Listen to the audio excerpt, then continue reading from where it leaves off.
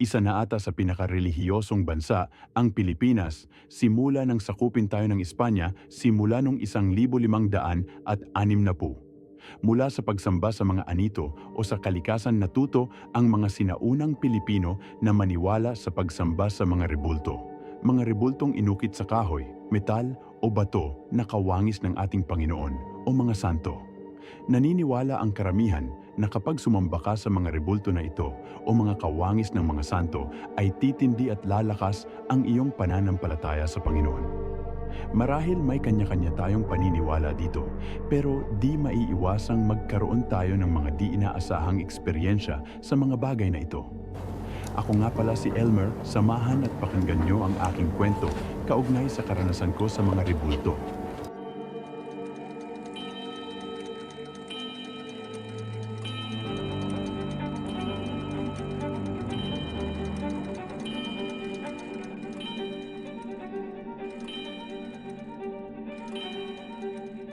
Nangyari ang karanasan ko na ito taong 2007, balik-tanaw nung ako ay nasa ikalawang taon ng aking high school.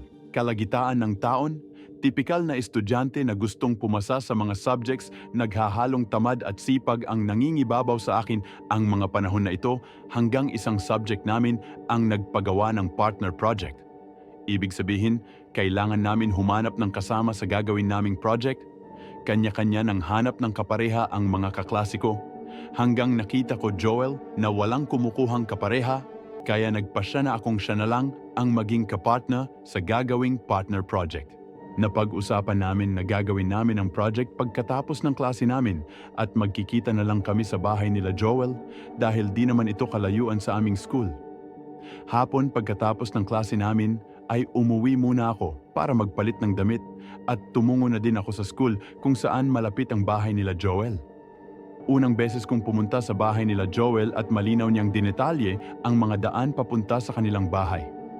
Ilang minuto lamang ay nakarating na ako sa bahay nila at medyo tumayo ang aking balahibo dahil ang kanilang bahay pala ay medyo may kalumaan na.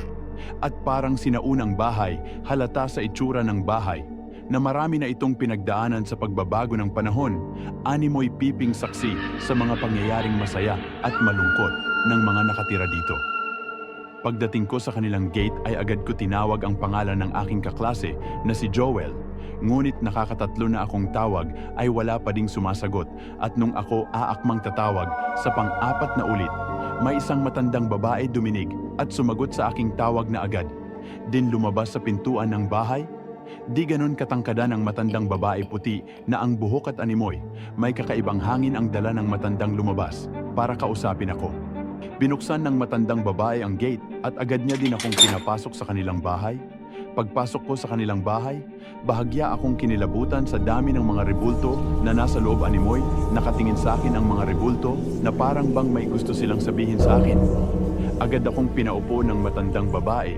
Nagpakilala ang matanda na siya ang lola ni Joel, na si Lola Constancia. Ani niya naglilinis siya ng mga poon nang marinig niyang may tumatawag sa labas ng bahay, kaya agad din siya lumabas para tingnan. Maya-maya pa pagkatapos magpunas ni Lola Constancia ng mga poon, nagpaalam ito na may gagawin siya saglit habang papunta ito sa kusina.